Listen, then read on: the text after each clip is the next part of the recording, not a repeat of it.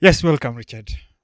Welcome to Big Conversations by Ordinary People. Thank you for accepting the invite. You're welcome. So By the Richard, way, I'm happy to be here, by the way. we're also excited.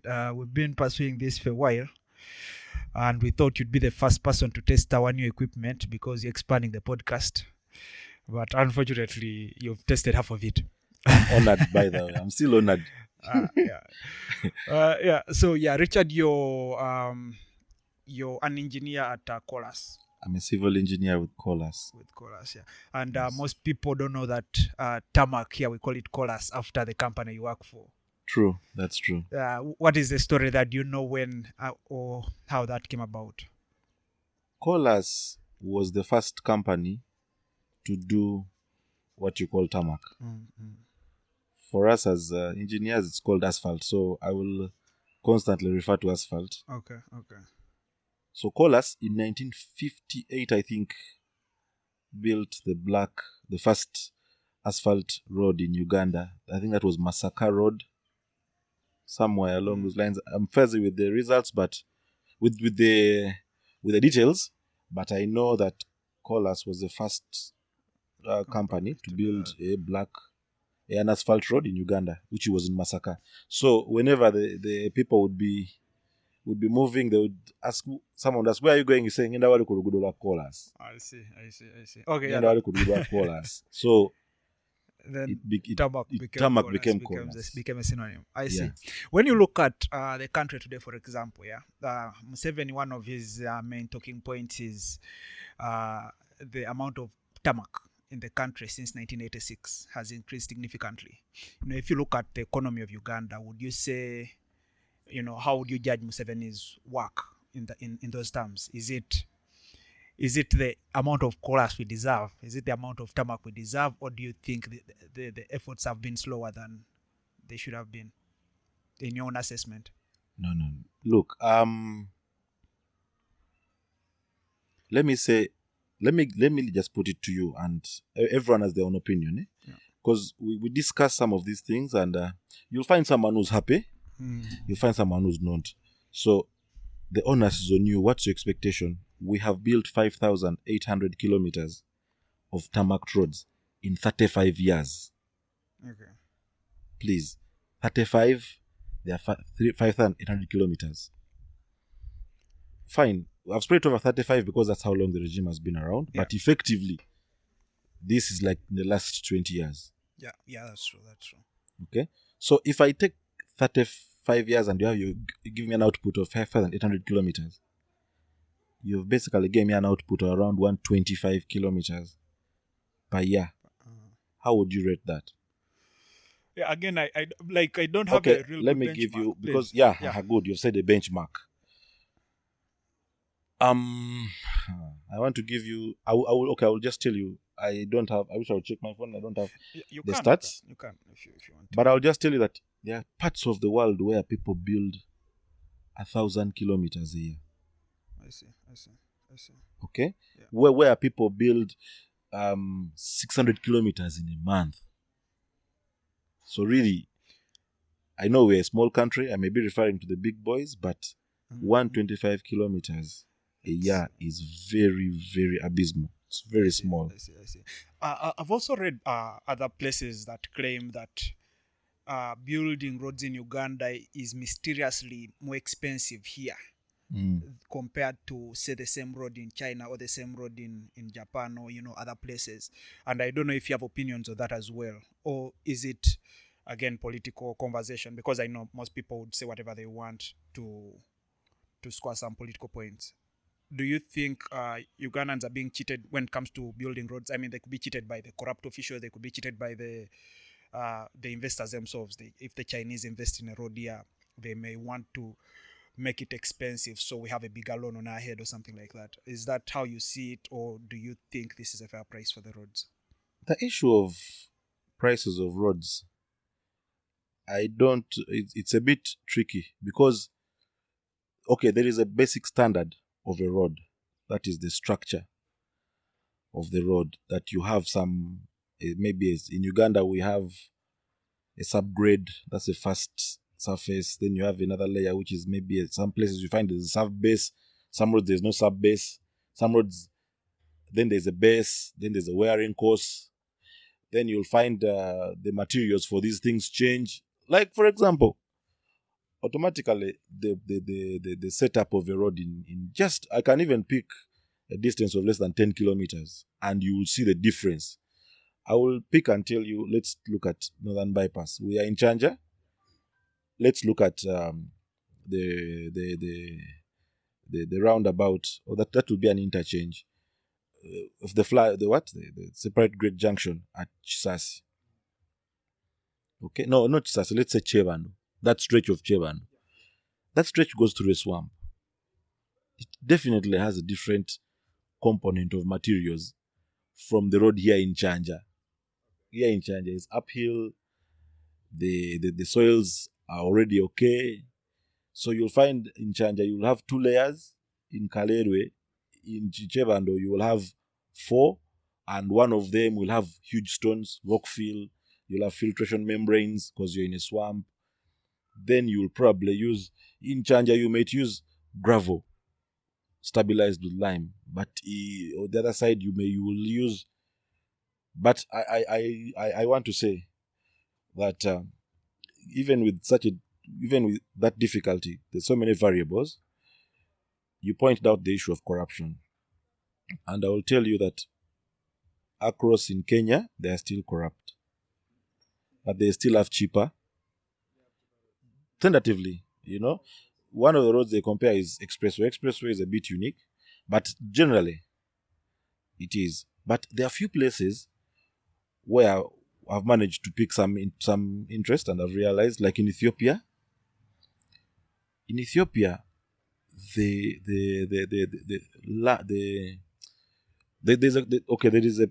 some materials in roads that are got from rocks, the quarries, those aggregates, the maram, the kind of things like gravel. Those things are owned. Those small sites are owned by the government in Ethiopia, whereas in Uganda they are owned by individuals. So when you come to me and I have a rock, the price, I can set my own price. It's my rock. Is the one in Uganda also owned by a person? Yeah, it is. It has been owned by a person for a very long time. So in Ethiopia, on the contrary, all those things are free. So at the end of the day, when the contractor gets the job, they will tell him, gravel is there, the rock is there. Don't cost. But for us, I will have to cost your price for your rock in my costs. Okay? Now, having done this engineering for about 15 years, I have tried to look at some BOQs, quite a few BOQs for some roads. And as I've been on the side of contractors most of the time,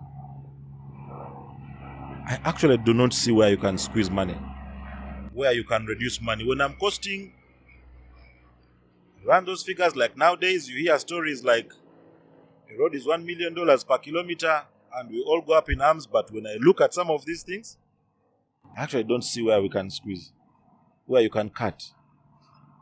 I don't see it. So I think we are paying, but I think we are paying, I think the prices are okay. Yeah. But everything on our road is bought. Everything we do is bought.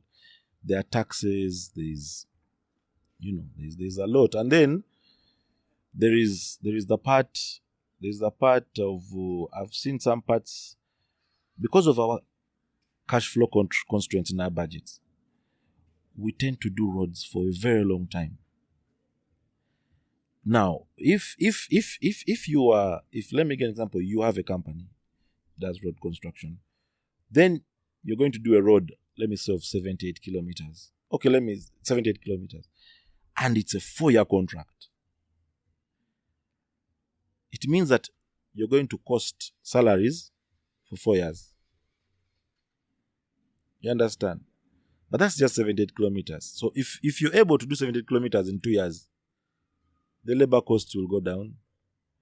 Even some equipment costs may go down. If you've taken a loan from the bank, a credit facility to finance your project, you will actually pay a smaller interest amount. So even the time frame in which we are doing these projects is also becoming. That's why I'm telling you, when I look at some BOQs, I don't know where to cut. But when I look at that aspect that we're doing a 78 the northern bypass is 20. How many kilometers? 20. I'm fuzzy with it. I have those details. Okay. Yeah, I imagine. But that's a very short stretch, and it's about 4 years now. Is it even 4 years, or is it way more than that? No, let's say phase. 4 years. Okay. Let's say the first phase is done. Let's just talk about the current phase that Motor Angel is doing. It's just 4 years.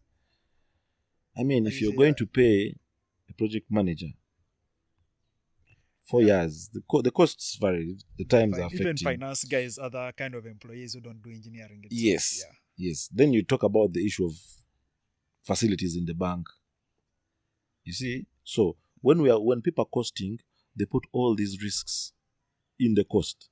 Because now if I know that, for example, I'll be paid, if I submit my request for payment and I'll be paid after 60 days, if I have a facility, I'll add a markup of the 60 days interest. If it's 80 days, I'll add 80 days. If someone is able to pay me in 2 weeks, then I will add only for 1 month. Yeah. So all those costs keep piling up. So there are delays in payment. Their contracts are taking too long to be done. You even look at the aspect of the exchange rate. If you do 4 years, if you look at the exchange rate for the dollar, and exactly. You know, so many inputs are imported. You see, so many inputs, so many materials that are done, that are used to do a road are imported. Yeah, but also that's a question. Why is that? You know, I imagine we have say companies like Toro Cement. What can't they manufacture that is required to build a road, for example? They can't manufacture bitumen. Okay. Bitumen is made from crude oil. Oh, I see. It has to come in as an import. True. There are other components. I talked about filtration membranes that are used in swamps. They're just imported. Just look at the component, the equipment. Yeah, the machines themselves, obviously. Yeah, the plant and equipment. I see. Right now, I remember, I think the last time I had Museveni speaking, he mentioned that building roads in DRC is justifiable for him, using Ugandans' money, taxpayers' money, to build roads in DRC. It makes sense for him because he wants to keep a trading relationship. There are rumors, obviously, in the street that, again, since we're a landlocked country, to avoid the Gaddafi scenario, Museveni has to keep those alliances with his neighbors very close. And so he's doing some sort of imperialism thing with DRC, building for them roads as the godfather of some sort. Do you see this as a pure economic strategy? Do you see it as like a political move, or like a thing to cover himself? How do you see it for you as a... First and foremost, that's a rumor. Okay. The roads are being built. I'm sure the roads are being built. The roads are going to be built. Okay. They have already been built. Okay. The roads are going to be built. I don't know why you want to clean up your neighbor's house when yours is still dirty. I don't think that's... That. I'm a bit selfish, by the way. Quite selfish. I think before I should do anything outside, home has to be happy. Mm-hmm. You see? So that's just for me the basic point. Look, even if we are going to tap into DRC trade, have you conquered home? Is the home trade okay? You know, it's simple. I have a business. I have a very, very small business I started in this lockdown. Before I start thinking of exporting things to DRC, I have to make sure I'm okay at home. That's the easiest thing to do. It's cheaper. You know, there are not so many intricacies. Yes, exactly. You see, so I believe home first, then we can look at the rest. But otherwise, if the angle is to boost trade, it's a good idea. We need. We are not a very productive economy. locally. Okay, the production in the country is not locally owned. If you look at most of these production factories, they're Indians, the likes of Kakira, Skol, Mkwanu. Okay, they say they are Ugandans, but I would still say they are Indians. Then you would bring in, nowadays it's a flood of Chinese. So we are basically raw materials people. And DRC is also consuming raw materials. See, foodstuffs. So it's a good idea. It's a good idea. I see. But how do we move? If we're going to move goods from here to DRC, are our roads also okay? Yeah. The roads that are moving these goods to DRC. Yeah, I see what you mean. Are they okay? I think also the other thing that that for me sort of angers me about how things are done in Uganda is this mystery. So a thing like this, for example, you can't point to one person who has all the information. Yes. For Museveni to come and say, and I heard him make a speech about this, for him to come and justify this, it's because people near him who have a little bit more information than us have complained. But the normal Ugandan themselves, they can't look, say, at maybe a financial plan or some sort of document, educated Ugandans, to say maybe this is something we can debate with information. What the rest of us, the Ugandans, have to do is talk about what is rumored to be going on. We don't know how much it's going to cost. We don't know how the calculations in terms of returns are being made. I think I've read something like 260 kilometers. I think we're going to do about 260. We're going to pay for about. DRS is going to do 1,000. I think we're going to pay for 261 kilometers, not the whole 1,000. I see. Yes. And by the way, I want to quote something that's not a rumor. I think the ministers. Is it General Katumba Amala? Minister? Is it minister now? Full minister? Works? Is it Works? Yeah. He explained to Parliament and said the issue of DOT services doing roads in Congo was not determined by government of Uganda, which is true. Government of Uganda cannot go and impose on DRC who to do their roads. Okay, fine. If given you money, we may be able to do. But his explanation is DRC picked DOT services. I see. And okay, so that's entirely different. And why is Uganda paying for that? I'm okay with, for example, Colas, right? Colas is French. When it comes to build a Ugandan road, it's Uganda paying for that road, right? We borrow money. Yeah, we borrow. But we still pay. Yeah, you're right. You're right. Paying. We still okay. If is DRC borrowing money from Uganda, or is it Uganda donating money to build roads for DRC? I think it's a donation. Yeah, that's tricky.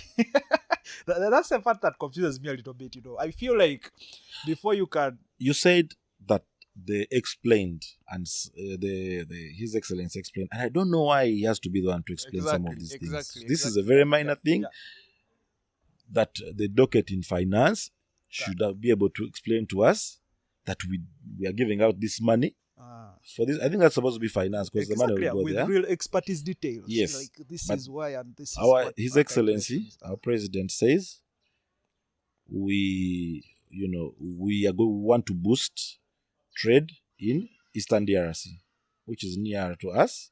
So if they can navigate that swampy forest, then we shall get my market. Just like we had South Sudan, the vegetable market, they had some small farm businessmen there. DRC would also be ideal. I see. Yeah. So that's the reason. As you know, everything has pros and cons. You weigh. Yeah, and see which one makes better sense. Government has their policy, and they feel this is the right decision. Us, unfortunately, with very little information, we also have. And also, we don't have a lot of say. We are not major stakeholders. We don't make the decisions.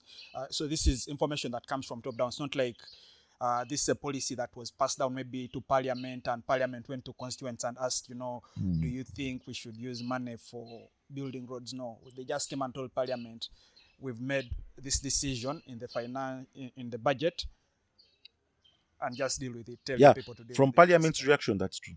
When the Parliament has reacted to that news information, it's true that Parliament was not in the know. Also, I wanted to, do we really know what criteria? Do we have a criteria or a policy on how to give out donations? Exactly. Yeah, that's the thing. And Uganda is... Because I think this is the first... By the way, I think in my first job in 2005, with multiplex. They had the construction wing. I think we built 2 schools in Tanzania that were a presidential donation I see. from His Excellency. Oh yeah, but yeah, I mean, Museveni and Tanzania, they have their romance. That's understandable. Yeah, especially there's a budget we provide for presidential donation. Oh yeah, which can afford a school, I assume. But this is not a presidential donation. Yeah, this is not a presidential donation. This is different. And also, Museveni has a very tight relationship with Tanzania because they helped him fight against Idi Amin and Obote.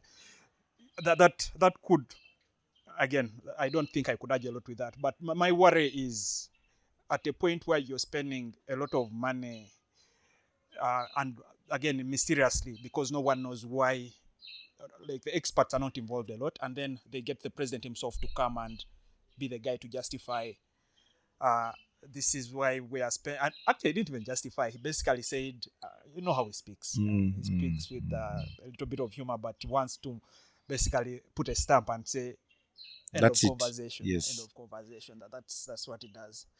So yeah, maybe we can move on a little bit. Richard, what informs you to get into this engineering thing? As a person now, I want to understand Richard, the person. You know, you've come, you have some experience doing engineering. You also, from the conversation we've just had, you seem to be knowledgeable from. I'm a software engineer, so I think when I have a conversation with a fellow engineer, there are some details that I would use in the language that I would otherwise not use when I'm talking to someone general. But I've noticed that you seem to be mostly into engineering conversation when you go into specifics of what's required to do engineering work and things like that. Seems like this is something you do. As Yes, a person, it is. what informs this? Growing up, is it inevitable? Like at school, like for me, for example, when I was growing up, being an engineer or a doctor or a lawyer, maybe that's something my parents would have been extremely proud of. Is it the same story for you, or is this a passion thing that you chose to do for yourself? I didn't have at the time. Okay, to be honest, going through school, I think this decision was made because you know how you let me give an example. When you're in P7 going to Form 1, you had to choose schools. What was your first choice? Budo, King's College, Budo. Why? Don't make it. So I was in Budo Junior, and I think it was a given that You had to cross to King's that College. you go to King's College. Yeah. Actually, I think we give those days we used to give those first schools because we wanted to make sure we can fill all the 4 choices. You can imagine having to start with a second tier school as your first choice. You don't have so many options. Yeah. So even engineering was the highest. I see. Okay, That makes a lot of sense. first I could let's talk about O level. I was really, really, really good at biology. I could do biology comfortably. Yeah. Even my biology teacher the one in Form 3, actually believed I would do medicine. He was very close. He used to be my chemistry and biology teacher. He was very close with me. He always responded to me, and he knew. But this was the thing. I weighed and said I wanted to pass A level. I feared when I was no level. I said when I cross to A level, I have to make sure I pass, so that because I was raised by a single mom, there wasn't much at home. So I always knew that my mom had stopped paying fees. So I knew I had to go to government school. So I said, what's easier? But I could still do biology, but it was a struggle as compared to math. You would wake me up in the morning and I would do a math number. Yeah. I would comfortably do mathematics. I would not even read it actually. I would sit in class, look at the board, and that's it. Things would come intuitively. And of course, go and do some practice, but I didn't have to put in as much as biology, so that was automatic. That's how I go into engineering. Oh, I see. Now, in A level, you say, look, I have to give the highest I can get. I could have, pharmacy was a lot higher, but by S5, I could have even electrical was a lot higher. But in S6, in my A level, there's someone a close friend to my mom who used to pick me from school. He used to work in Ministry of Works. Okay. So he used to pick me from school. Sometimes I would go to his office in Entebbe, so he kept on telling me, please, civil engineering will be the best engineering you will do. I see. Civil engineering. So my first choice was civil engineering. First, O-level, the decision was made because this was an easier option. Yeah. Then A-level, between electrical and civil, I was biased by my mom's close friend. I see. Yeah, and how is Because I really hope that has changed. I really hope that in schools people are given enough career guidance. Not this braggant career guidance we went through sometime in my Form 6. They sent us some people talk to us. If accountant was saying do accounting, telling you you get 6 figures. Yeah. No one mentioned things like passion. Yeah. Do something you're passionate about. Do something you won't get tired of. You understand? Do something you love. Yeah, but that's true though. In Uganda, from what I know, right, apart from people who do mostly creative work, people who do fine art or other arts, that's not very intellectual. The arts are intellectual. It's sort of like drawing or writing songs or making music or whatever. So most of the other people who do intellectual work, it's rare. I've seen very, very few people, and I think a place I worked where I saw an HR person who really, really loved being a natural person. I think that was that's what she was designed to be. But most people who go to work, it's rare for them. They feel like this is fate. So when they come to give career guidance, they don't have a lot to pick from. So they have to look at the metrics where they compare with their friends. Like, you sit with your clique and say, I'm an accountant, he's an engineer. I can make a deal. He may be getting a higher salary than me regularly, but I can make a deal and get his salary and things like that. And so when he compares, it's not I love accounting or anything. It's I'm better than my friends. Yes, relatively. Yes. So they all tell us that do this, you'll make money. Exactly. Yeah. But I think I understand that there's no. And mostly, again, right now, I think things are becoming more localized. For example, if you learn software engineering or computer science related courses, you can imagine when we're at university, we had a lot of people coming in, say from Google and Microsoft, telling us about how we can build solutions for Uganda and things like that, things that can actually move the country forward. And I imagine this has doubled down, right? There is that conversation that you can actually build something from sciences, especially you can build something for your own self. And I imagine maybe even the arts, people who are doing, say, mostly humanitarian courses are being told, civil rights and whatnot, and right now it's going to become, I think, a really big thing. So there is a scope where it's Ugandanized, where they give you value for it. Going forward, they tell you there is actual, like as a person, you'll get some satisfaction in doing what you do. Yeah, but I think because for me, I have an older sister, but we are the first generation that went to university, right? My father never went to university. Yes. And so he didn't really have much to tell me. He told me, do engineering or do law, or do medicine. Because, people who are respected do those things. He didn't know much about university. And now I know a little bit. So when I'm talking to my kid, I'll tell him, if you're into music, go and try music. You don't even have to do one thing. You can jump into you can do music and do something else and really be focused about it. Now, I think in the first statement you made, you said that the arts are not intellectuals. Now, when you say that, back in the day, I was in Namilyango and SMAC. That is really demeaning. That's why I think all those schools in those days of ours, none of us wanted to do arts. Yeah, that's true. That is very true. Because we thought it's better to do, you're a hard guy, you have to do sciences, you have to do the hard things. So that's the first misconception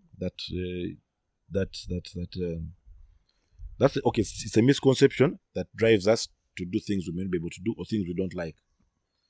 I will give you an example. When I was in Form 1, when I was in Namilyango in 4 years, I was with Dr. Kabumba Businje actually was number 1 in our Form 4 class. He crossed to Budo. He was number 1 in our Form 6. In Namilyango, Businje could do anything. Do you know he's a lawyer? He did HLD, History, Economics, Literature, Stroke Divinity. And he got 4 A's. He was in a boys' school that believed in sciences. His elder brother had done PCM. He could do that quite easily. Yeah. But he had a passion for law. Wow. Okay. So he chose HLD. And he's a good lawyer. He's done all these things, PhD. He enjoys his legal practice. He doesn't practice that. He's more into research, but he understands he's a lecturer at university, and he enjoys it. He enjoys writing long things, so many pages. When we're in Form 4, I think he wrote a novel. So he's a guy who loves to write stuff. I see. And now, the other thing you said that creative. Now, let me tell you, we all have strong points and weak points. My creativity is poor. I'm telling you. I used to struggle to write a composition in English. Yeah. I wouldn't even put together. I mean, composition I should have just sat down and talked about my holiday. But I couldn't even put together my holiday in words. to capture someone, to give me. I got a C3 in English. About a time, you can't forget something. Yes, something that simple. Yeah. And my brain could not be creative to even write. The most I would get to be like 6 out of 10. You see, 6 out of 10. Kabumba would write a very good essay and would get 10 out of 10. Even our English teacher would be blown away. So I don't want you to say that, one, that guys in the artistic side, what you call arts, they don't think or they're not creative. I don't have any creative mind. I think I'm more of a 1 + 1 = 2. Yeah, it has to be very logical. Yes, to make it has sense, to be, be yes. consistent and logical. Yes. Yeah. No, I think. So for me, who doesn't have that ability, I admire someone who's very creative, and I think it's very intelligent. Yeah. That you're very creative. It's like how someone sits there and draws just a picture of this place. That's too brilliant. Yeah, I agree. It's something that doesn't come easily. So that's I said creative. Then I wanted to point out that another problem in Uganda is the limitations of the things you can do after university. With my abilities in math, I think if I had decided to do mathematics at university, I think I would have had a bigger impact. Maybe I would have lectured kids. I'm really lectured at university. I'm patient. I can explain something and try to make it as easy as possible. But look, that meant I was going to do Bachelor of Science in Mathematics. Where am I going to work? I would have been a teacher in a secondary school. There's no pay. Yeah. The pay is really marginal. And especially if someone who's able to get that next step, you would not look at that. You'd say, let me go to this because, one, I know it's not the silver bullet to success, but it gives you a higher chance of having not even successful, but a good life. Yeah. To manage your life, to manage your family, to do something in life. I think engineering in Uganda would give you a slight edge. Yeah, and I agree. And I think also that the other side effect with that is what happens is a person like you, say if you're passionate about teaching, but you have these other options, even if you would prefer teaching, they give you a slighter edge to success, as you've mentioned. What ends up happening is the people who end up teaching are the people who don't have the other option. They may not even like to teach, but it is their only option that's available to them. So we just end up in this sort of feedback loop where we get terrible teachers and unsatisfied engineers. Yes, exactly. That is very, very, very, very true. I also, when I was in secondary school, I also was in a single-sex school. I ended up going to Jinja College. When I was there, I was expelled in Form 2 for talking in talking in class. No, talking in film. Imagine. Yeah. So when I look back, right, I managed to go to university and get a good job and all that and settle down. And now I feel like I'm at that place in my life where I have enough money to live on, so I can do things that I'm passionate about. And the thing I fell back on was talking. doing a podcast. Yeah, doing a podcast. So I feel like I should host the HM who wrote that letter. Yes, until him, this is what I wanted. You should have told me this. Exactly. So if I had failed, all he wanted you was to keep quiet, read the math. Yeah, do what structure, try to. Yeah, I think that generation needs to go. I think we need to encourage, especially our kids, to try and do what they're passionate about. We're going to be involved in their activities more. Yeah. We cannot just say, look, you need to do this, you need to do that. Yes, offer some advice. Yeah. But also offer support in case the advice is not taken. Yeah. And that's what is lacking: the career guidance, the support. Yeah. And also I think the acceptance that the next, even for us, and also the acceptance. I actually do not like some of the comments that His Excellency makes about the people who have done arts. Yeah, also, let me tell you, and let me be very, very clear. There are so many organizations without engineers, but there's no single organization without an HR. Yeah, that is totally true. So we can no longer hide behind that illusion that art guys cannot. They want to be employed or something. Oh no, we have that arts guys that we should all do sciences because sciences guys will generate employment. Even arts guys do generate employment. Yeah. There's so many guys so many people need HR consultancies. So many people need research, social research. We are, as a country, we have just not given them the platform to do their research. We just are not investing enough in what they're supposed to do. They are very important to our setting. I mean, let me give you an example. I went through, this is my second time to be I'm moving into self-employment. Okay. This will be my second time. My first time was in 2013. Unfortunately, it lasted only a year, and I got run over by a car. Oh, that's sad. By a police patrol truck. That was in April. I managed to leave my bed about 6 months later. Wow, that's really the sad. contracts which I would have signed had all died. They had been signed by someone else. I will not mention. There is one that was really good, but the client, personal reasons, does not want to disclose. Mm-hmm. There are some reasons. Very, very. I lost that one. It was about $300,000. Then I was doing some supplies for Kakira, but because I was not able to move or check in or do random checks, they were not done well.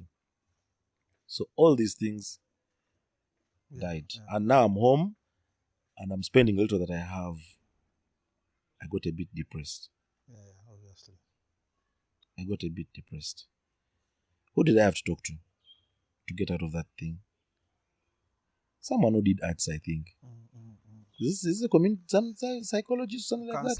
Yeah, Counselor. Counseling is it's that's obviously. Yeah. And that's the person who helped me get back on my feet. Talk to me regularly, and I came out of it. But otherwise, it was very dark. No, that's true. Also, I remember when we were in school, there was a little. I went to Jinja College, was a Catholic school, so there was also some sort of what's the word? There's some sort of prestige, for example, that was given to people who are religiously inclined, right? And we had, for example, in our class, we had the guy who was the sort of preacher. If the real priest doesn't come, this guy stands in, he does the Catholic catechism thing. I'm also a Catholic, by the way, but I just don't know the technical terms. I'm a Catholic. But the thing, for example, the situation you had, there's like that art, if there's emphasis on the art, so you have like professional counselors, people who can help you, Yes, even performance coaches, even people who are going to tell you, look, things have slumped, but ABCD, you keep, they're very, very important to us. Yeah, right now I work for a multinational. It's a US-based company that has things in Uganda and many other places in Africa. But the difference between this and other places that I've worked in that are Ugandan based is I have a coach, for example, right? You have someone who will come and talk to you. There's a counselor a psychologist in office. Yes. If you're depressed, therapy Wednesdays, you can go and talk. Yes. But even a coach, if you need some motivation Pushing, to get yes. things done, there's that. Yes. And people feel like that is maybe an unnecessary expense. Yeah. No, but no, it is no, not. no, Yeah, no, it no. really, really helps if you need stuff like that. No, let no one ever lie to you. Look, I will tell you, for example, all my life, I don't know, this happened accidentally. Then I read it in a book and I figured and said, okay, you set a goal first. There's something. That's what I was going to tell you. The other thing, by the last discussion we had, you talked about how people, why people go to give career guidance and talk about money because they're comparing with the other. Yeah. Your goal should not be to be as rich as your friend. Exactly. Yeah. No. You should have your own goal of the things that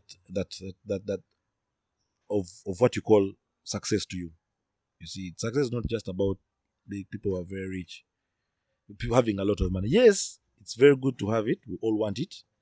But some other guys don't define it that way. Some other guy will say, look, if I have 50 million, that's enough.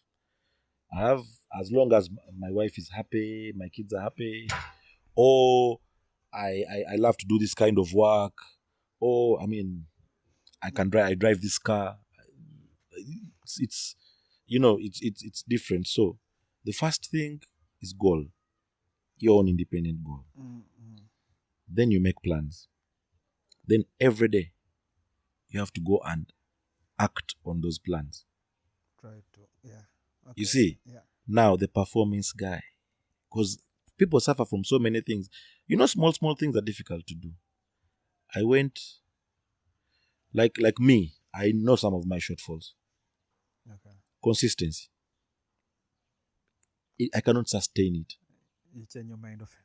No, I just lose interest. Yeah. Yes.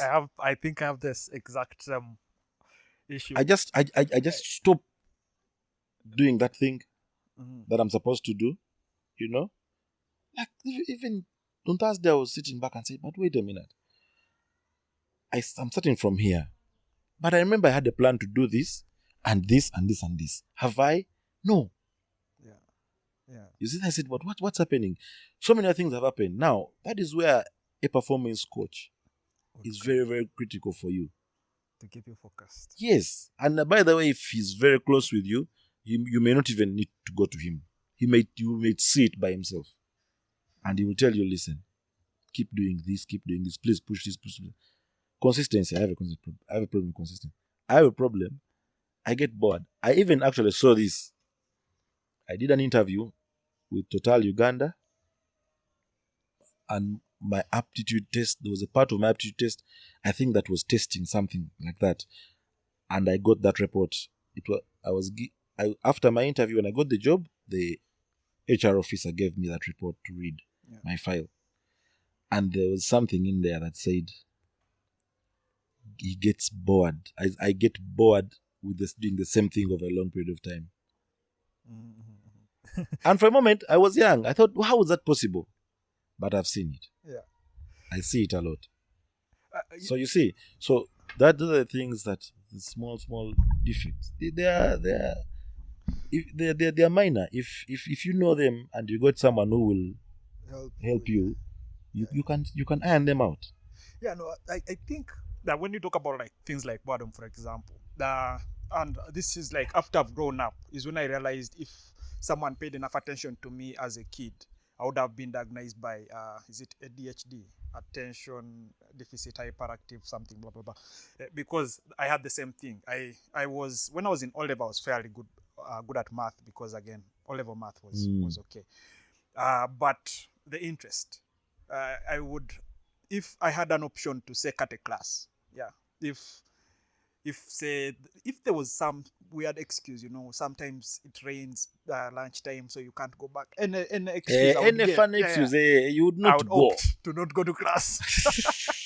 That's the thing. And when I go to prep, again, conversation. I would try to read, and math was actually okay because, as you mentioned, I think I had the same thing with math. It was quite intuitive, especially the O-level math. The A-level math becomes a bit complex, but the O-level math for me was quite intuitive also. If I've seen the thing in class, I don't have to go back to flip the pages to make sense of it. You go back a bit. Yeah. Just a bit of practice, 2-3 numbers, and that's it. But now things like history, where, the way we would, I had no concentration for that. I would try to look in the book, but I would resign to be like, you know what, I'll just go with what I remember in the test. And O-level history also was, there was some pattern to it. The rise and fall for this kingdom, if you remember the previous kingdom, it's there. And most of the things are the same. The causes of migration in South Africa were the same as East Africa.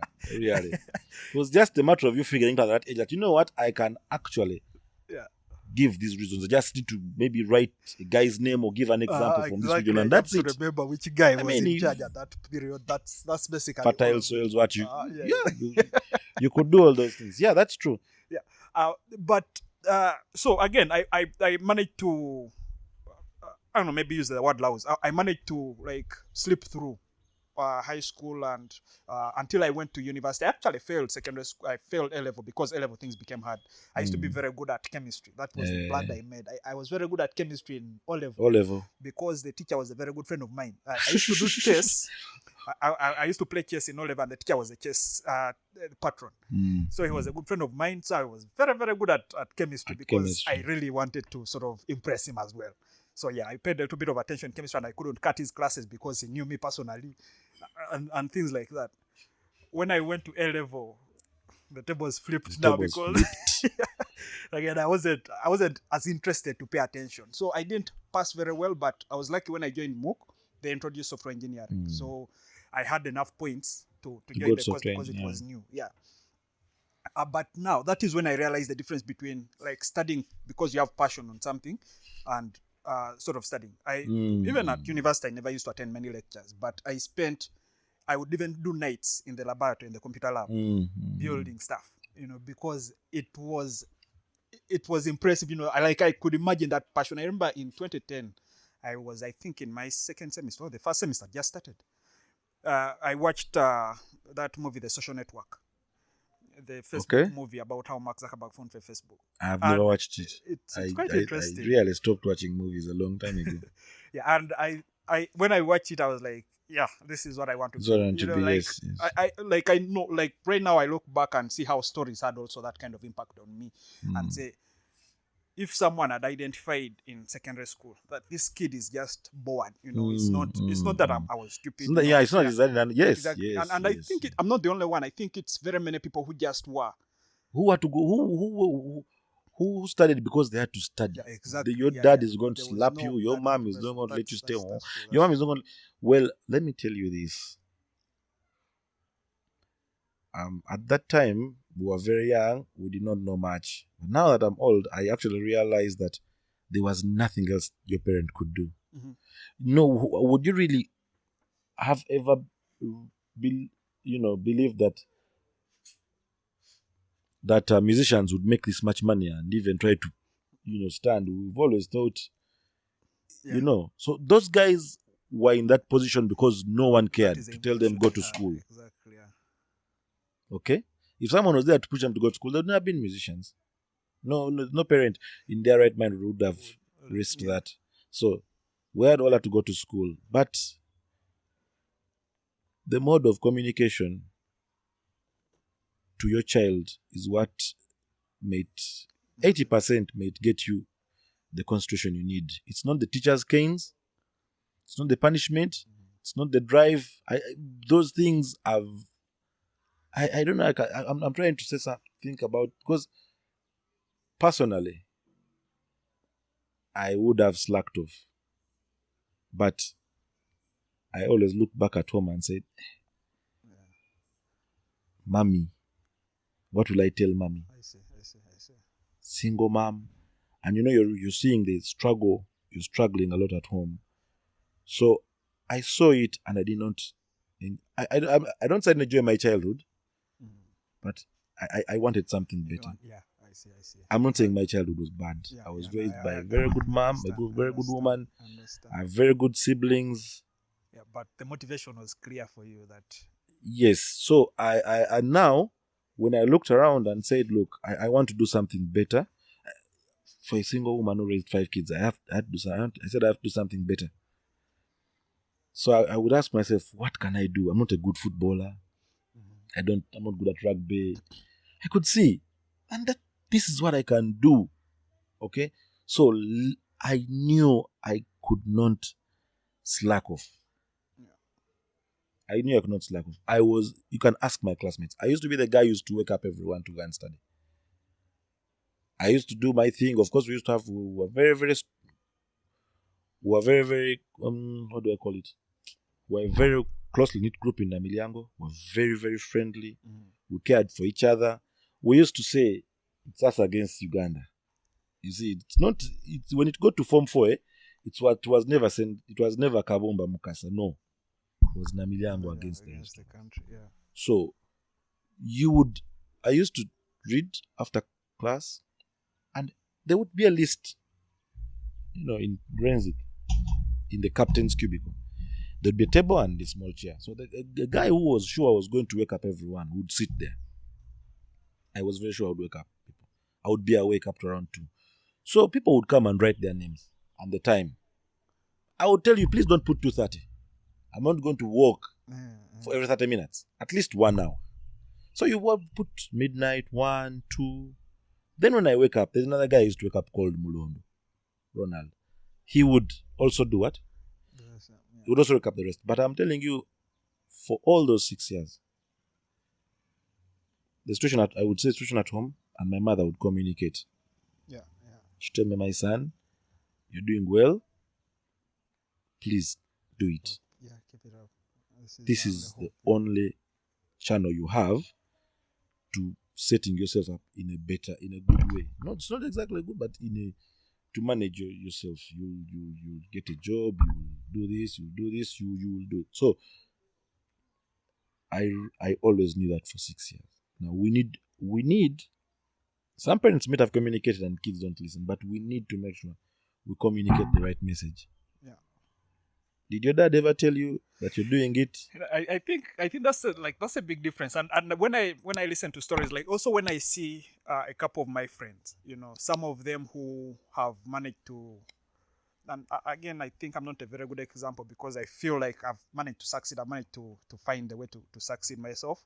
But when I look at my friends, there is a big difference between the friends I have who had parents who are not interested in them and those who had parents who are interested, paid extra attention. Yeah. And I have, for example, friends who are Muslims. Yeah, and this is a very good example where, say, you're the son of the first wife.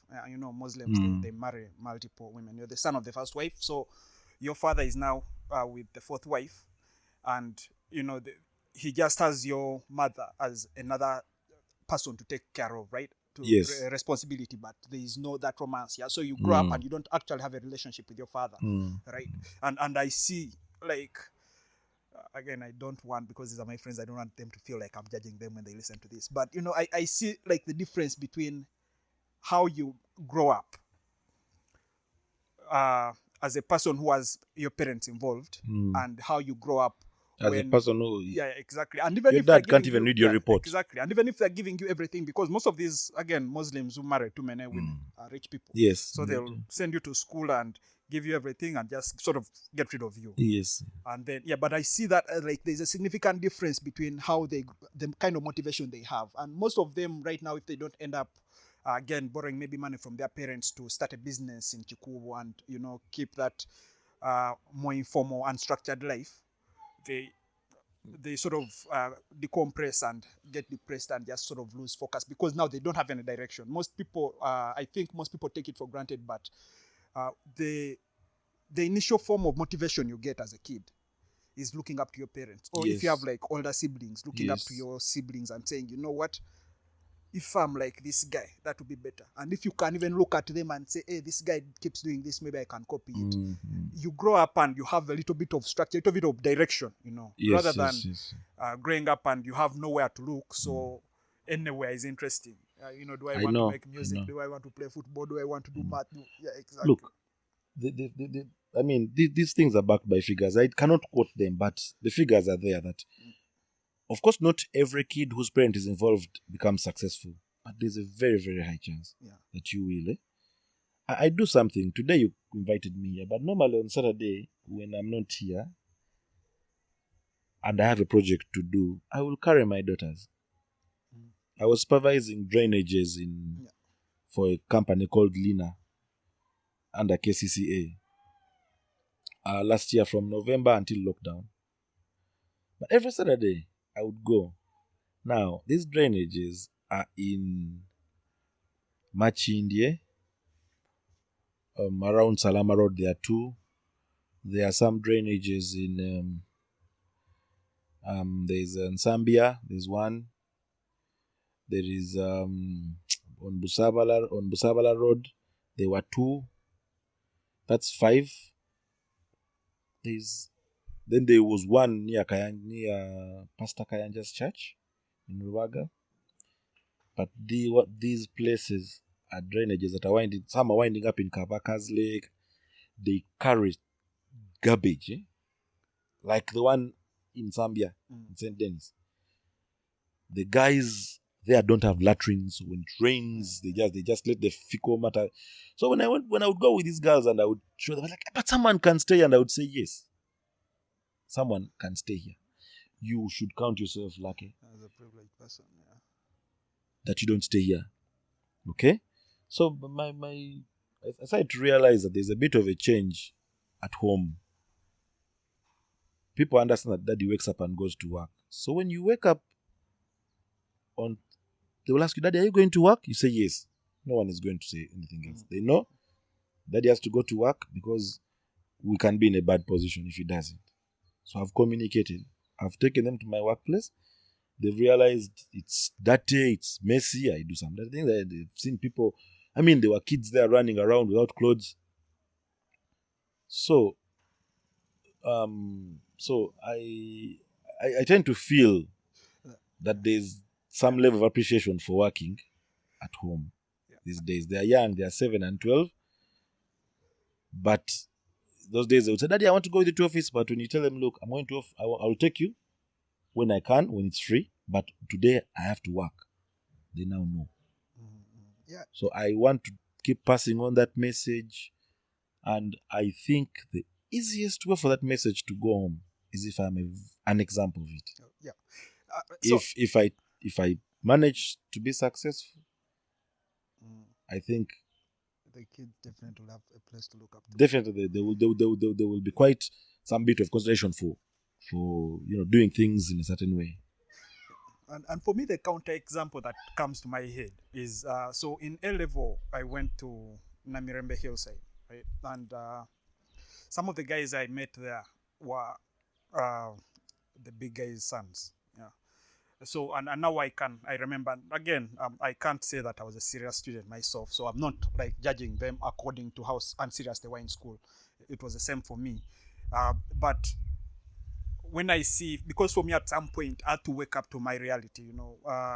My parents could afford obviously to pay tuition for me at university, but after that, what after I get out of my parents' guardianship, what next? Exactly. I had to wake up to that reality. But I see for some of the guys who have stayed my friends, I see that they didn't have that option. They didn't wake up at all. There was no moment. Always going to be their parents. There was no need to wake up. There was no need to wake up completely. Exactly. So when I see like some of them, and again, maybe their parents had nothing else to do for them, so some of them have ended up joining the army. And because they had degrees, they join the army with a specific rank, they get a guard, and the so-and-so son. So, again, no one's going to touch them. And even right now, like if you interact with them, it's a very, like I can't have this conversation with them. It's quite childish. If you go with your girlfriend, they're trying to again, try maybe to seduce your girlfriend or something like that. The whole competitive thing, the school thing, which I think when you're teenagers in school, it makes sense, right? It makes sense. You have to be competitive. Exactly. Actually, let me tell you, it's on record that people who are sportsmen wind up even being competitive in real life, in jobs, in what, even in academics, they are. They are. Yeah, that's so it's very important to be competitive at that age. Yeah, It no, gives but you I'm saying advantage. at this Even point, on the and job. again, you don't have to be. I mean, you can be competitive, for example, within a specific scope, right? Yes. I could, if we're employed, right, or if you run your own engineering company and I run mine, that competition is valid, right?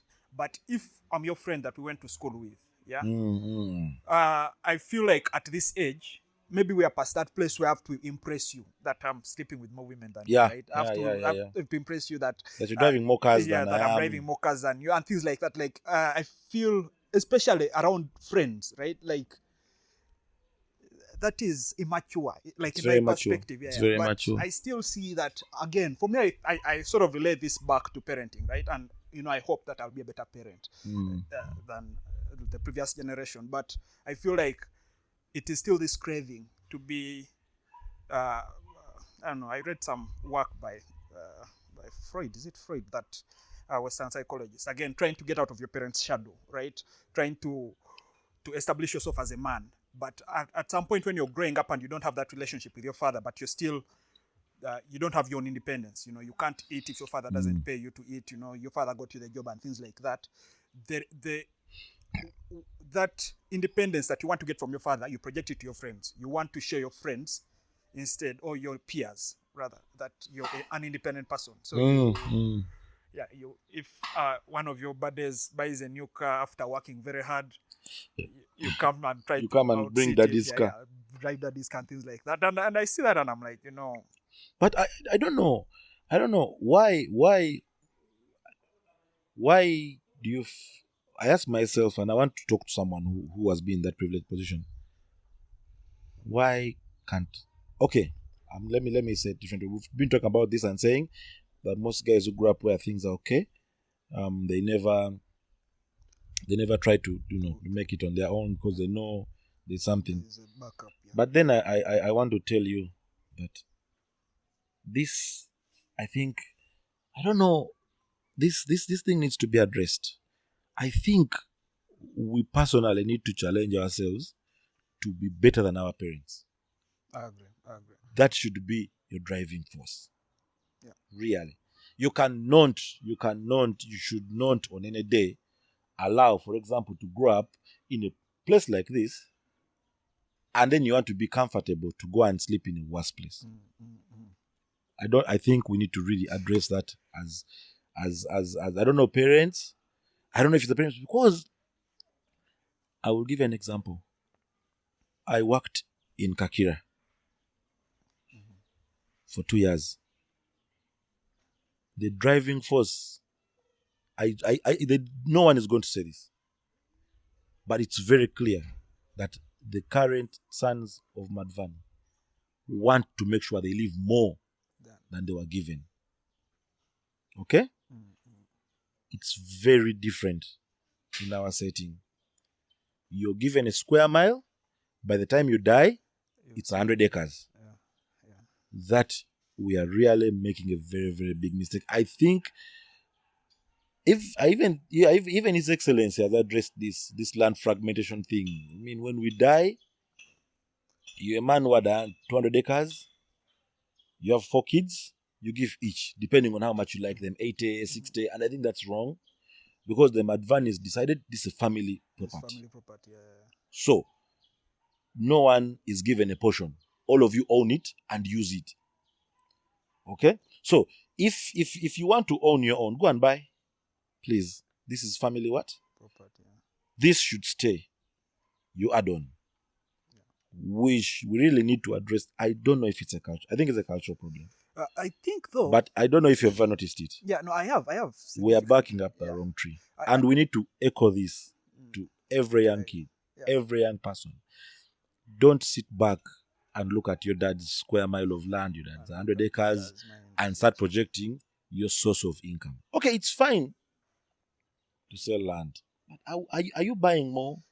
Are you replacing this? Are you looking the bottom line is, if you have been left something, the minimum you should do is leave it there. Otherwise, you're supposed to add on. From maybe a real life example, this is complicated in this way. The generation before us, right, our parents, they had very small circles. That's the first thing, right? So most of the people they knew are their siblings, their cousins, and their neighbors. And again, neighbors were not very near. For example, if you go to my father's village, if you leave his father's house, the next neighbor, you have to walk a little bit of a distance, to find the next neighbor. And this is how they grew up. You know, the community was very small. And so if say, for example, if I have a bitter rivalry right now, if I have a grudge with Mark, those two guys are my brothers, right? If I have a grudge with one of them, it will be insignificant to me because in the end, I know he's my brother, right? I live in a bigger community where if I have a grudge, say with you, because again, we're friends, say we met in school or we met somewhere else, I need to have like, I have a fundamental community, like a family, you know, I have a family behind me and we can come and attack you. But I think that is the difference between our parents grew up, because our parents in a small community where your only peers are your siblings, the way I would have a grudge with Semu Seven, for example, because I don't know him but I just don't like him, for example, and this is a hypothetical example, right, is the same way this guy would have a grudge with his own brother, right? It would be like, this guy, because he knows very few people in the world, this guy is not me and I don't like him because of, you know, petty things. Sometimes, okay, they're not petty, but, you know, grudges come up. And when it comes to, say, your father is going to die and he has to leave property because he was wealthy, you don't see a future where you cooperate with this person you hold a grudge with. And I think the difference between the Madivanis and most Indian families is the families themselves are in competition. So Madivani family is competing with some other... By the way, I'm going to cut you short. Don't get me wrong. Even those guys have Rangos. They have Rangos. Haven't you read recently? There's an issue between, I think, Nitin Madhvani and Nimisha Madhvani. Those come from the same house, same mom, same dad. No, I agree. I'm saying I also can have Rangos, my siblings, but they're higher level Rangos, or there is higher level competition. Let me tell you something. Yeah. Everything. By the way, I don't know. Do you have kids? No, I don't. No, when you get kids, you're fully responsible. Never ever hear of a wrangle with your kids. You will know these things as a parent. Yeah. You will know them. You cannot live in the house with people even for just 2 days and not know that they're having a problem. You have to preside over it neutrally. You can, even if you can never ever allow in your home siblings to have a wrangle. To that extent that they can't even, you know, agree to disagree.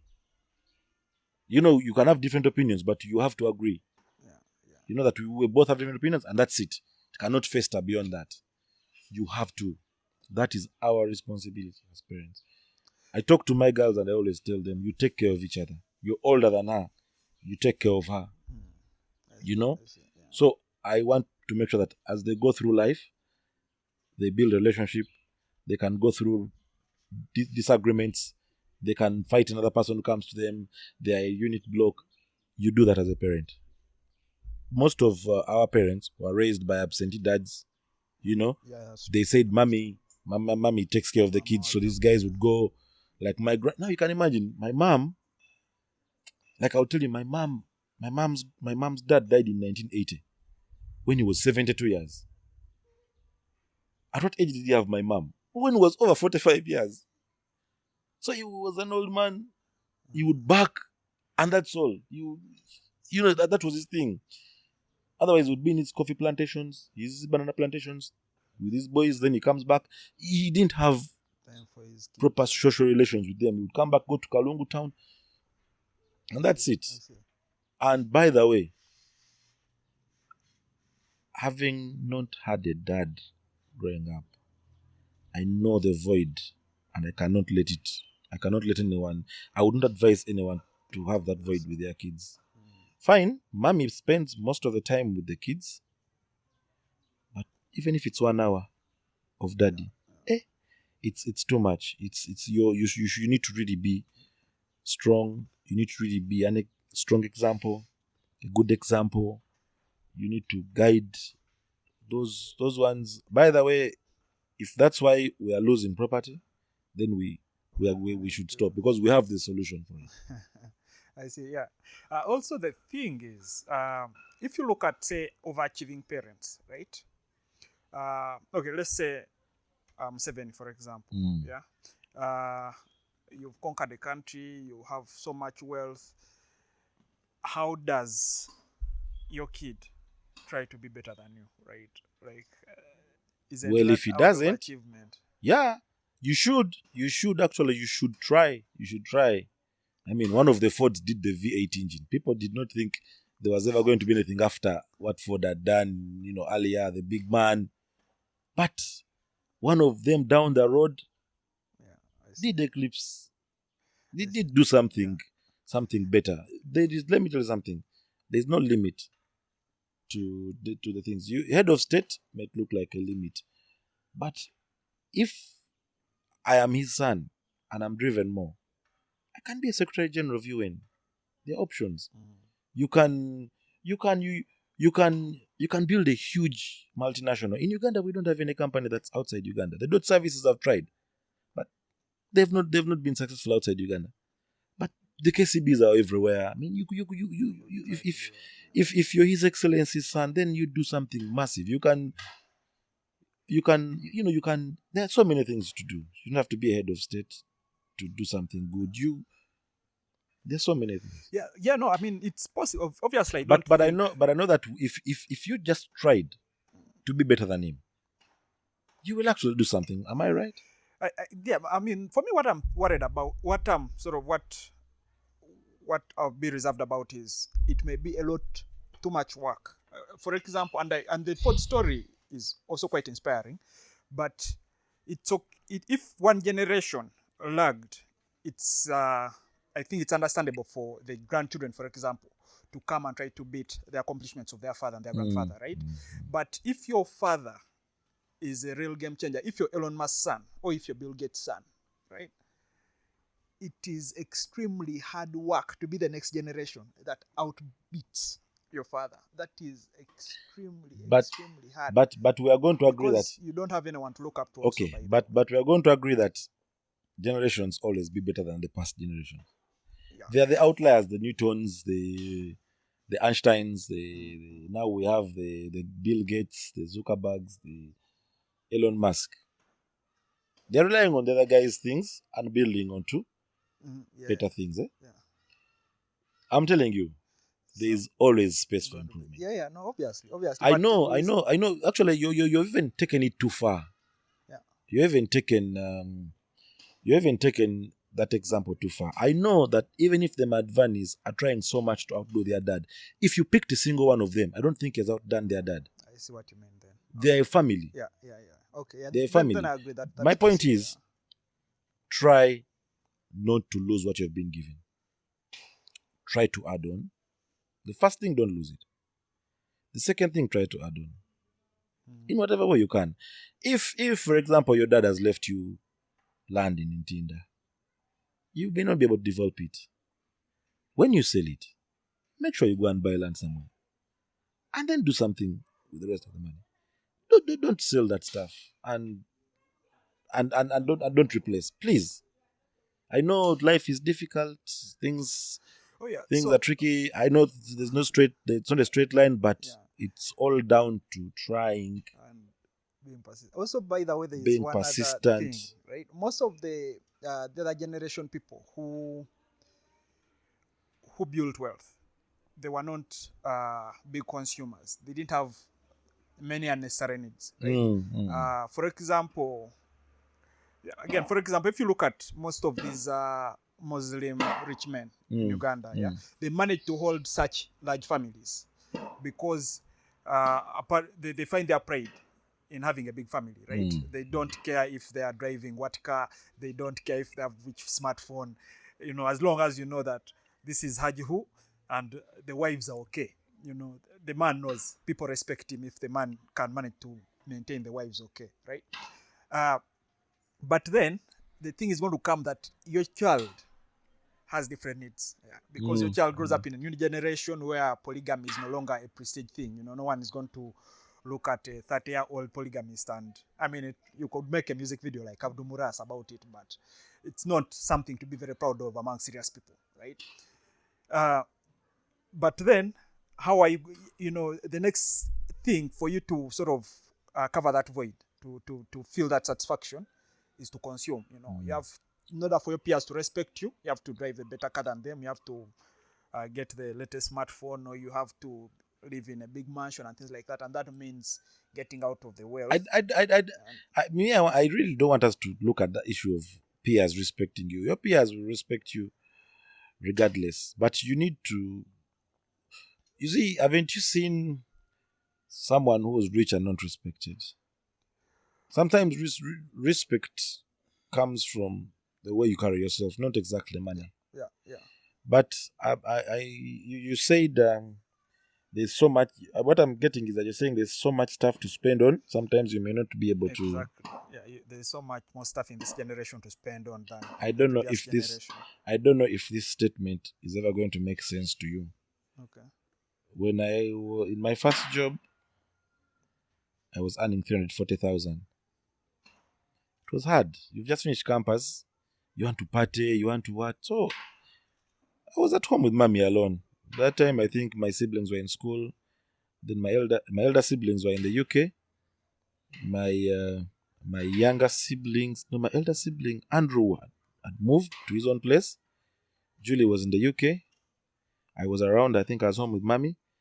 Dennis was at campus. Derek was in Form 6, Form 5, around there. So we had the discussion, and I asked my mom, how comes I cannot save? And she told me, when you eventually make enough money to save, you'll save. I didn't understand it. Then, now when I grew up, you're struggling. You try to do a job. You try to save money. You have to build. You have to buy a car. There's so much stuff to do. And for us, we're starting completely from scratch. You buy land, you buy what, you buy, until you finish it. Do you know what I told myself?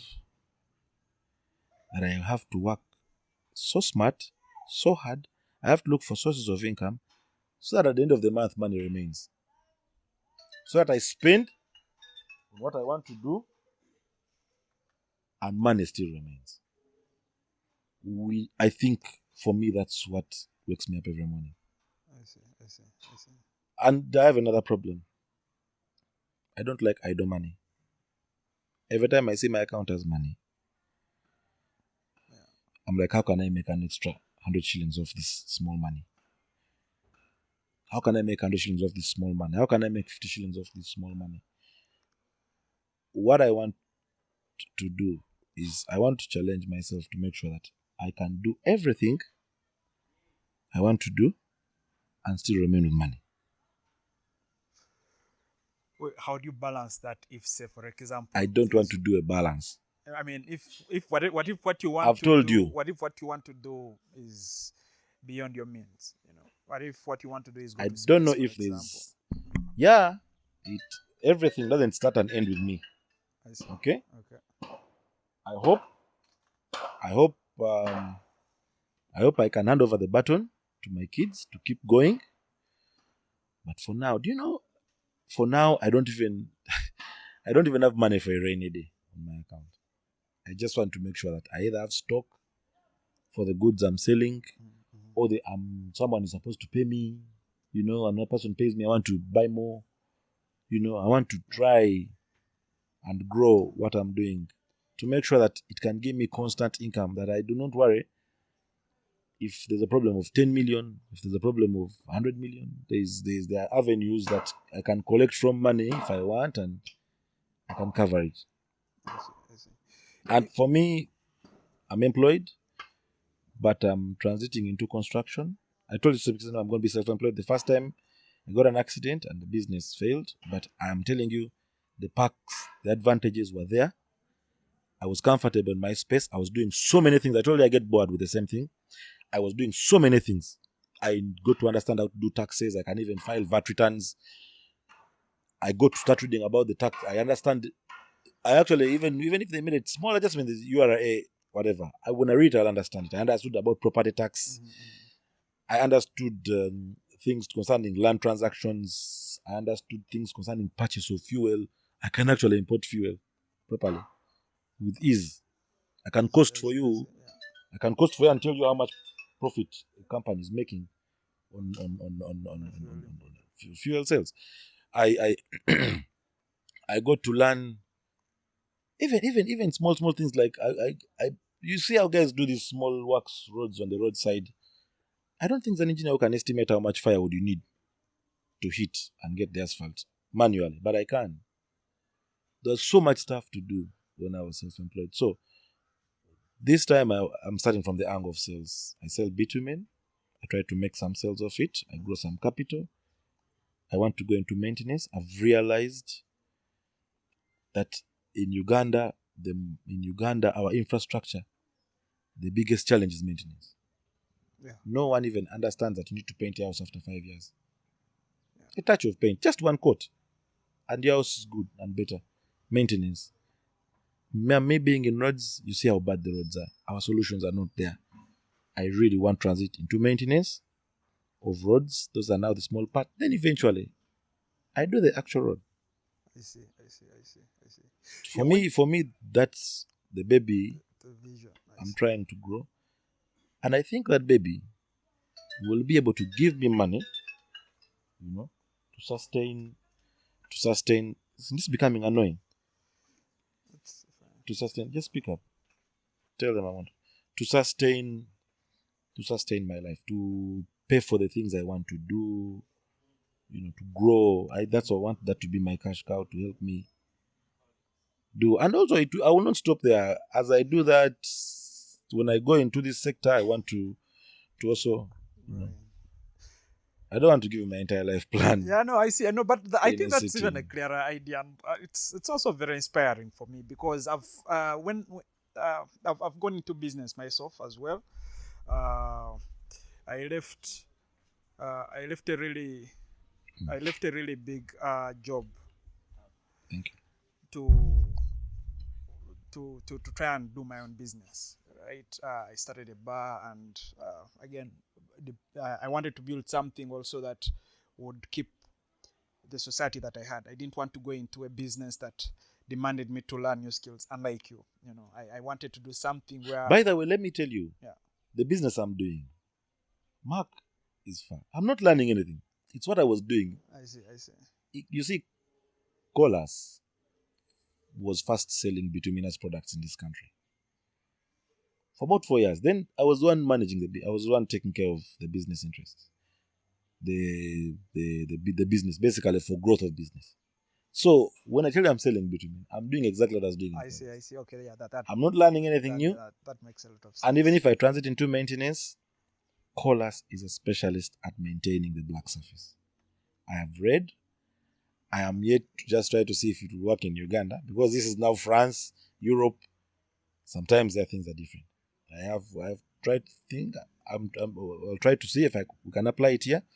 But yeah, I'm in touch with UNRWA. The company is a bit new, and I want to go. So even the maintenance, I'm telling you, is not a new concept. I see. Even road construction is a new skill I'm going to learn. Yeah. Maintenance. I just want to employ some people. I just want to because I know that will be a bigger cash source than it. When you think of people, say, who have dreams like you, for example, who still think that in this country it is hard to get things done at a reasonable scale. If you want to, like, for example, you want to start a company that can maintain national roads, the black surface especially. Yeah, exactly. Yeah, things like that. And people who think that in Uganda, unless you're someone's son or someone's daughter, that is not within this. That shouldn't be within the scope of your dreams. That is not accessible to normal Ugandans. What would you say? Is this a realistic assumption, or is the country actually open to people to start businesses if they provide real value? The country is open to providing opportunities. The country has opportunities, actually. Okay. It's just a matter of having your cards on the deck and seeing how to play them. If I don't have a connection card, that's something you can get. I mean, that's something you can call around, build relationships. It's about building relationships. And you can get that connect. But also that connect can come in if what you've delivered is really good. Okay. And the guys in there say, hey, this is a good idea. it's saving maybe money, maybe it's easier, maybe it's what. That's what you need to look at. Not everything. Yeah, connection is good.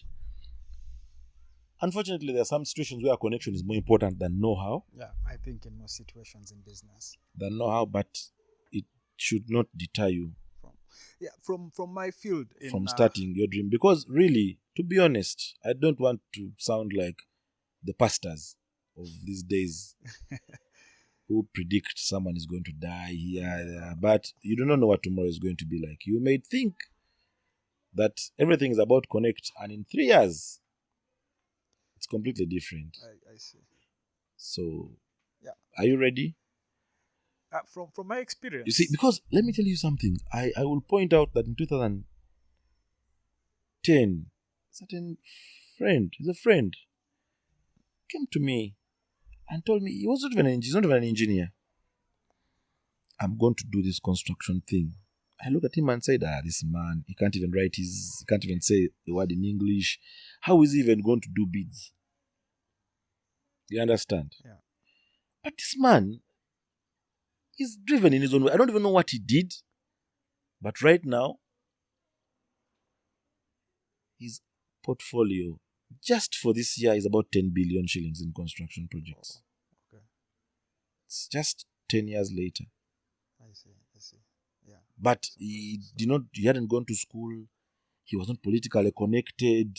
Then he says, I want to start this thing of construction. So he started bumping into offices like KCC, looking for people to talk to. How can I do this? You hear that someone knows out that office, they can do bids in one day. You go there, you meet a lady, you're like, I want to do this bid. And that's how the guy started doing his things.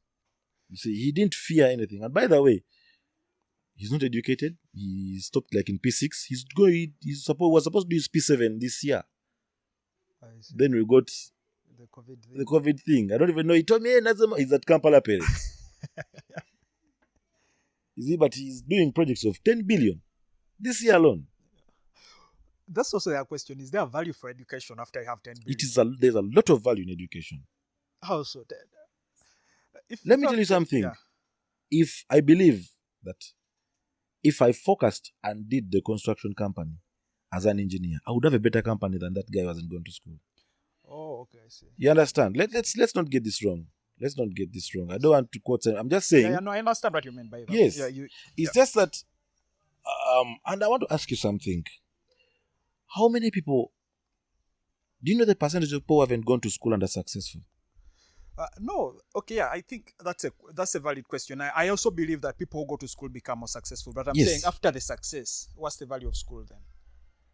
Okay, I'm assuming you have 10 billion. For me, would be success. I get 10 billion right now. I build a studio for my podcast and I just talk to people. Don't you think you need? Do you think that 10 billion is going to maintain itself? Let me tell you something. Okay. It is easier to manage 6 million than 600 million.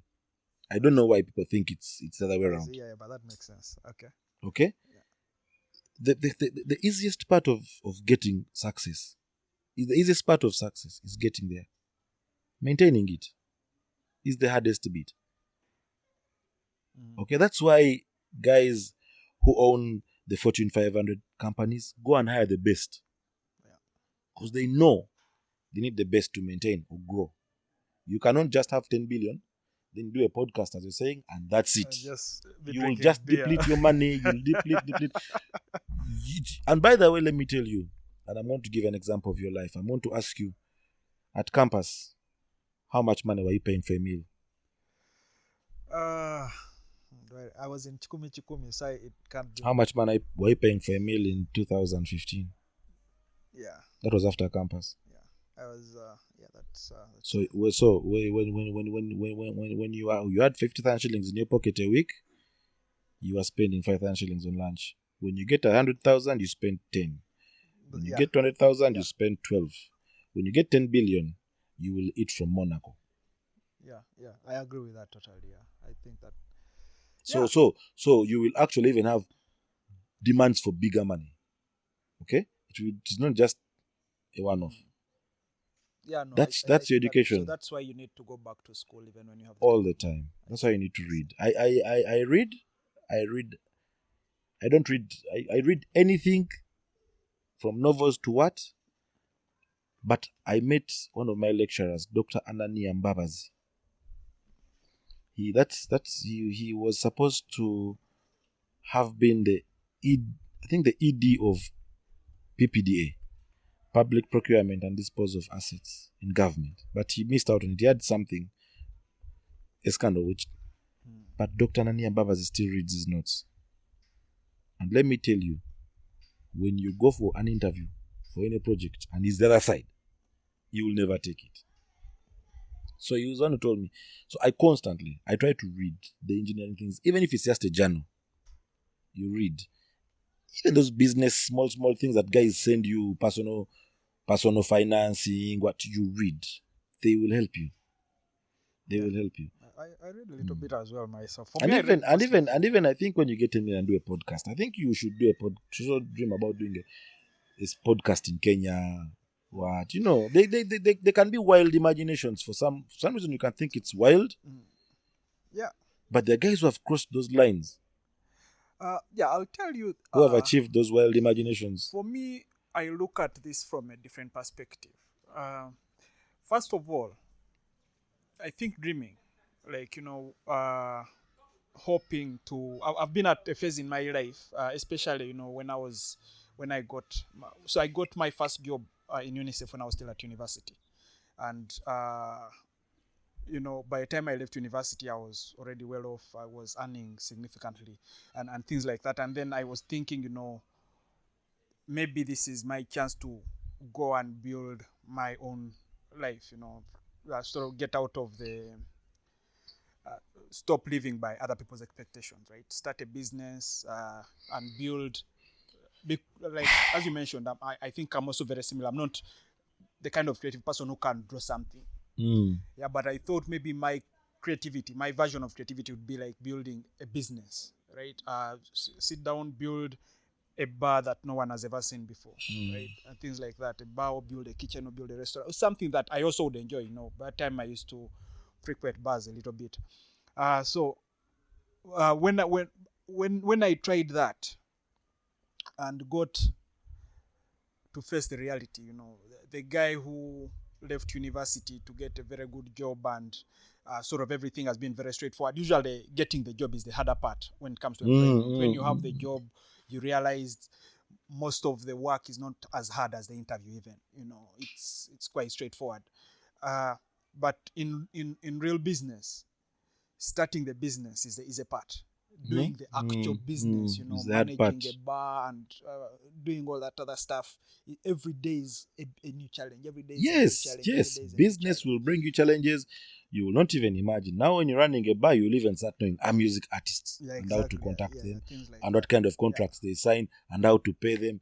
You're just a bar owner. You're a software engineer. Yeah, exactly. You see, that's how business is. Yeah, but the difference here though is, when it comes to reality, you realize that if you want to make good deals, for example, you want to, for example, I wanted to distribute, not distribute, but if they say Nyege Nyege, for example, one of those festivals, I wanted to go and provide drinks, or, maybe those are big ones, even small ones, get a big gathering, guys are doing a function, provide them food and things like that.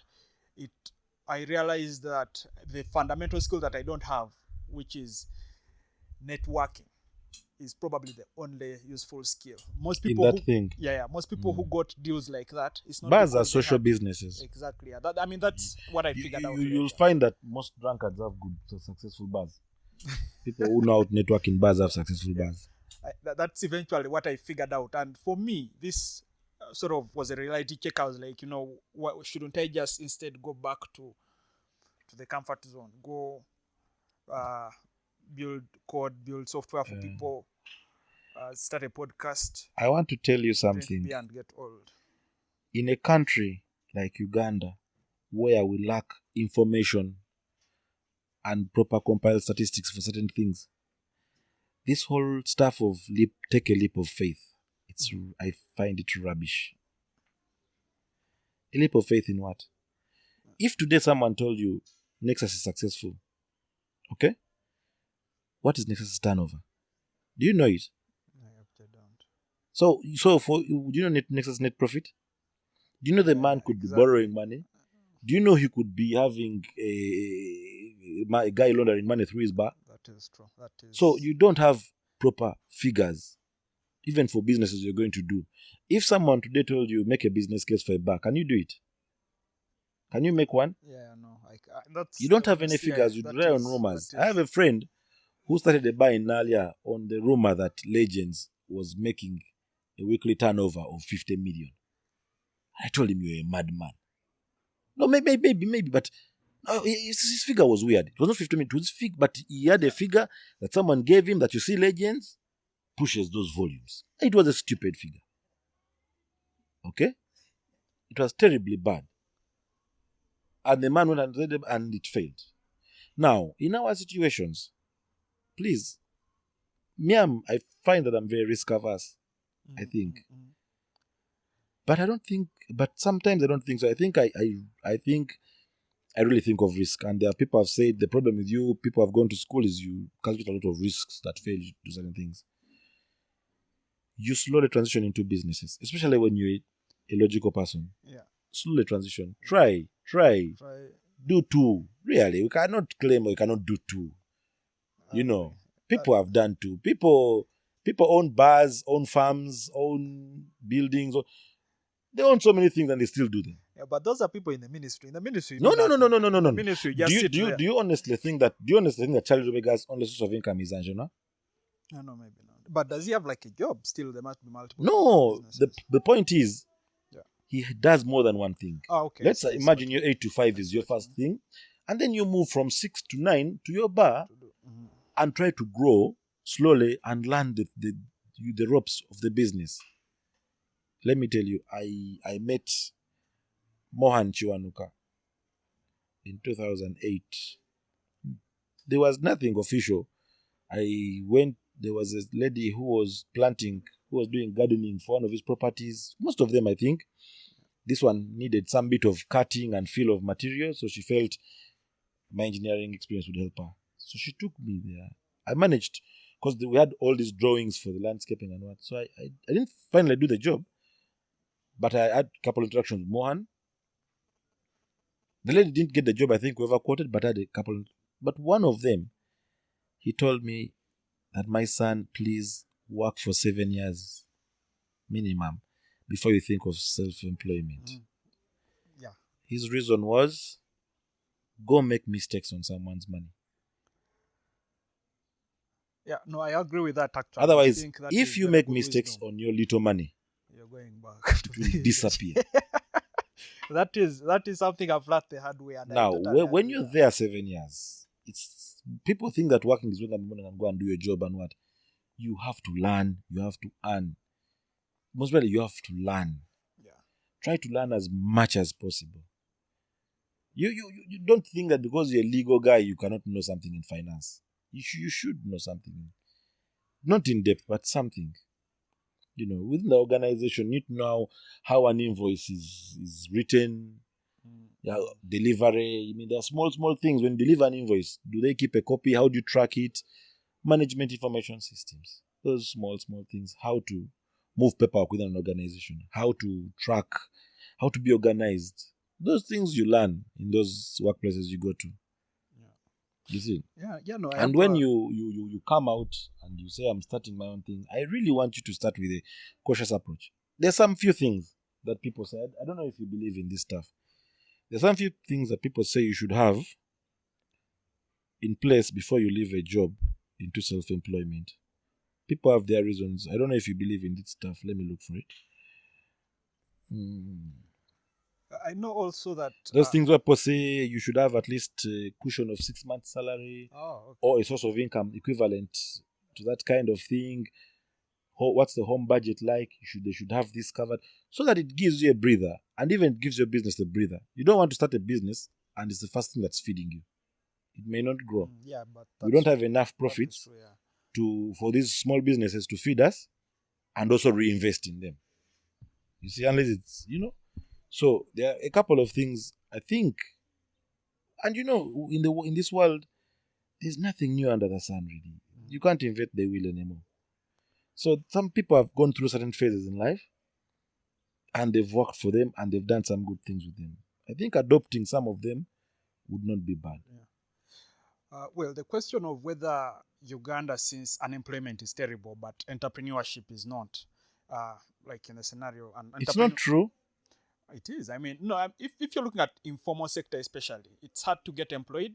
It's easy for you to buy a chibakuli and start frying chips. So, if you look at this, do you see it as a failure in terms of the structure of the country? Because from what you just mentioned, if I want to start a business that I that can sustain me or that I can build into something important, it makes better sense for me to have a breather, a source of income that's a breather. Yeah. And also, I think we really need to also try as much as possible to do businesses we have an idea of. We are doing business based on what you see from that guy. You see that salon has so many people. Let me go and do a salon. At least you should have business. I would prefer. I would give you my experience. Every time I've tried to do businesses that are not within the things I understand, I get cheated. Most of the times, I get cheated. Oh, I can't cost it properly. So I said, look, for now, let me first. This one can be a swifter path. That's like I chose to do math instead of biology. Then I'll see how the future is. Yes. That makes sense though. But so back to like the point I was making. In a society where it's extremely hard, even when you have the education, right? You have a degree. Say degree is a significant amount of education. Even if you have a degree, it's not as easy to get employed. It's not as easy to get employed as it is for you to start a very small business. And for some people, it will be a better option to go into a secure, like mobile money, for example, or the food vending. It's if my father can lend me, say, 5M, or not lend me, give me 5M after university, it's safer for me to go into a business I don't understand, but I know because of popularity that could have potential, rather than, say, if some computer scientist, like starting maybe a real computer science consultancy, maybe too pricey for you. I get what you're saying. I mean, for me, that's like how I see, like, the complexities again of the country make it. It's sort of like people don't have that. I mean, the choice is not that big. The choice is not that big. Eventually, basically, what you're saying is that I get your point. It's easier to start a business because you're not going to interview for anything or what. You're not going to, exactly, than you trying to get a job. Yeah, it's true. So that way you have a disadvantage. You're starting something you don't know. You're gambling. Have you ever gone down to? Do you know that Uganda was one time? I don't know when. Was one time rated the most entrepreneurial country in the world. Right now, among the youth. Even right now. Do you know why? Why? I do. Because of the border guys. Because of the such businesses. That's why. Because I think from the article I read recently, youth in Uganda, Kampala alone, each border guy is considered his own business person. Each what? Border person. So Kampala alone has around, is it 500,000? No, me, I'm talking about actual registered companies. Actually, okay. Yes, registered businesses. Even today, I didn't know. How would they get that figure? It's got from the number of companies that are coming up. That's how they made us. I think the basis for that research was number of companies opening up in the country and ideas. Yeah, we were the most entrepreneurial. But do you know why? Because companies close over here. I open up one, it works for 1 year, it closes, I abandon. I'm going to open up another one. That's why. Because our businesses are not making it past the first 3 years. You see, it also may be going down the fact that we're doing things we don't understand. Yeah. But the truth of the matter is, there are more companies closing than opening. I see. In this country, and you see. Yeah, also, sometimes you just need a company to do a deal. So yes, there are so many briefcase companies. People are walking around Utah just to close the Katosi Road and you move to the next thing. You see. People set up consultancy firms to advise on how to do procurement overnight because he knows you can withdraw this deal from this client this guy so he says, now for me, you'll pay me for my consultancy instead of calling it what it's supposed to be called. It says it's now a consultancy. So the guy puts a company there that he has consulted with you, he has got a job, so you pay him $20,000. And that's the end of that company. Yeah. You see. So while you're saying it is easier, you don't realize how many businesses are collapsing. Yeah, exactly. The numbers of the how many failures guys are not struggling. All you're looking at everything quite quantitatively. So yeah. Well, Richard, I think this has been quite a good conversation to have. Yeah, thank you for accepting the invite to come, and hopefully we are planning on expanding our studio a little bit. Hopefully you'll come back for I a second definitely version of the conversation. This would has love to quite come back. interesting. Yeah. I've learned a lot.